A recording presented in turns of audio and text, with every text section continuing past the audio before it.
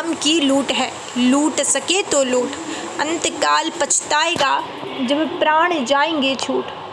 अगर देखा जाए तो इस दुनिया में सबसे बड़ी पूंजी जो है वो भगवान का नाम है, क्योंकि भगवान का नाम ही हमारे साथ जाता है।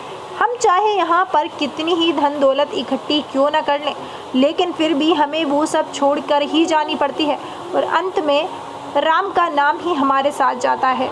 प्रभु श्री राम के नाम जप की एक सत्य घटना मैं आपके सामने लेकर आई हूँ, जिसे सुनकर आपका प्रभु श्री राम में विश्वास और दृढ़ हो जाएगा।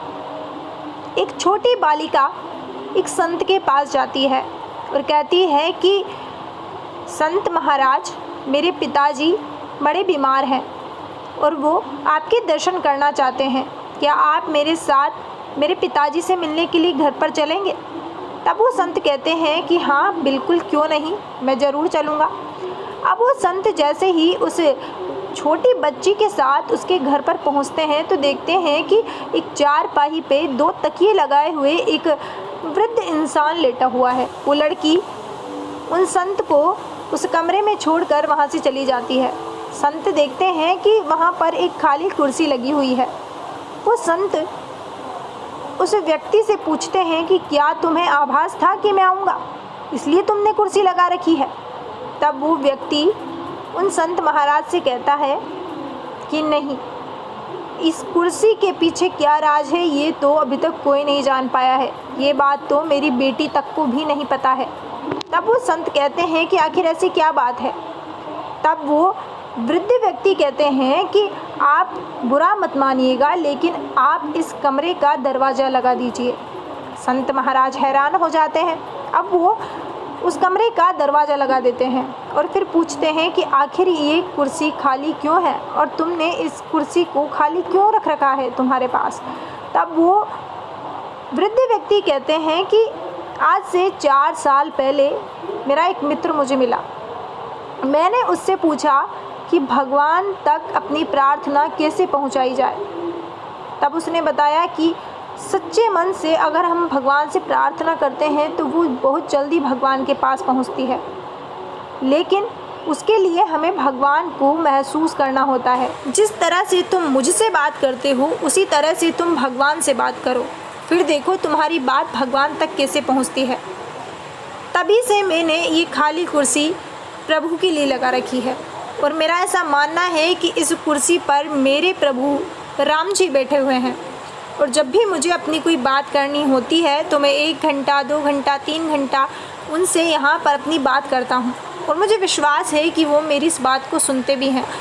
हाँ, हालांकि मैं ये सब अपनी बेटी के सामने नहीं करता क्योंकि मैं जानता हूँ कि वो ये बात नहीं समझ पाएगी, लेकिन जब भी मैं किसी परेशानी में होता हूँ तो मैं ये समझता हूँ कि इस कुर्सी पर मेरे प्रभु श्री राम बैठे हुए हैं और मैं उनसे अपनी सारी परेशानी कह देता हूँ।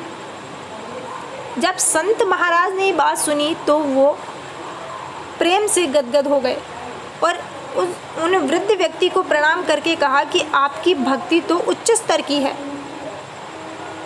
और ये कहकर वो वहाँ से चले गए।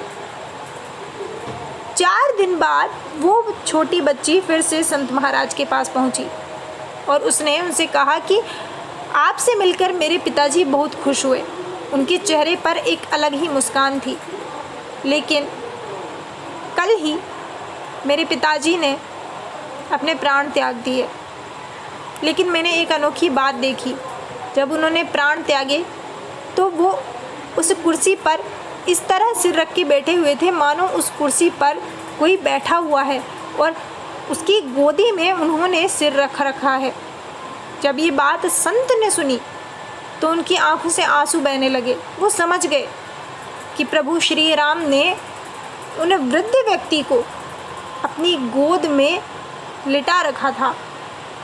आप ही सोचिए कितना सुंदर अनुभव होगा जीवन के आखिरी क्षण में अगर प्रभु हमारे पास हों और हम उनके चरणों में हों, तो इससे बड़ा सौभाग्य तो कोई हो ही नहीं सकता।